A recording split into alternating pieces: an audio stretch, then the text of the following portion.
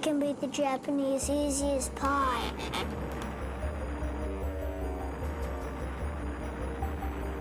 When he was about 3, he started to draw a lot. He started to sign some of those drawings James 3.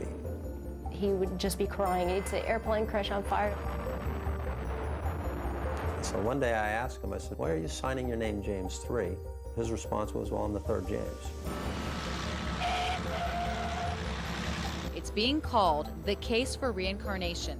There you go. This 7-year-old boy from Louisiana not only shares the same name as this World War II fighter pilot, they seem to share the same soul. Initially, what caught my attention was James's extreme fascination with airplanes. James Leininger's parents don't believe in past lives, but realized early on their son was unique.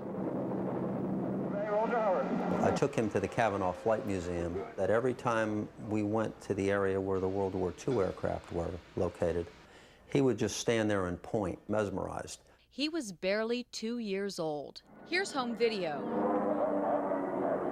While the other youngsters viewed the bombers with a childlike curiosity, little James recognized the steely war machines with a certain familiarity and comfort. The pilot put them on? I said, oh, look, there's a bomb on the bottom. He said, that's not a bomb, that's a drop tank. That innocent trip to the museum would dramatically alter their lives and the lives of complete strangers forever. He started having the nightmares, and that was my first indication that there was something wrong. The screaming was not like a normal child crying. It was a panicked, stricken, terrorized screaming. Over and over again, James had the same terrible nightmare, 4 to 5 times a week. He was too young to explain the dream, but he could draw. He started doing these little drawings of airplanes shooting at other airplanes or being shot down. It's the only thing he still draws. Bombing ships, you see men parachuting. Here's another one where planes are dropping bombs.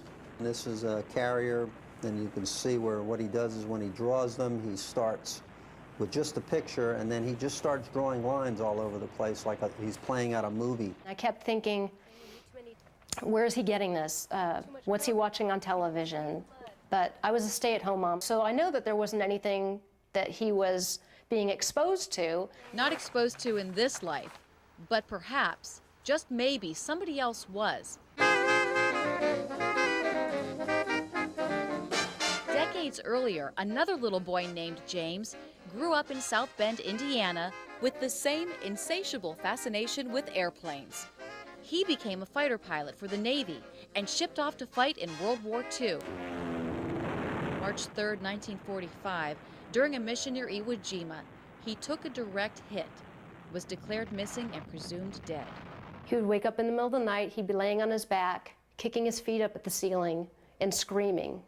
It was almost like if you were laying on your back inside a box and you're trying to kick the lid off the box. When I would wake him up, he would just be crying. He'd say, airplane crash on fire, little man can't get out.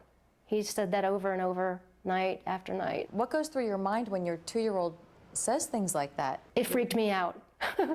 It's like I can see in your face that it's startling and it's frightening. I was alarmed by the frequency of the dreams or nightmares. This was just the beginning.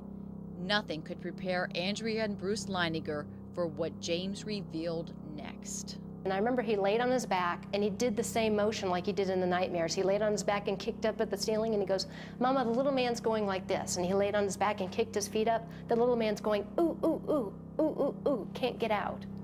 And I said, well, who's the little man, baby? And he goes, me.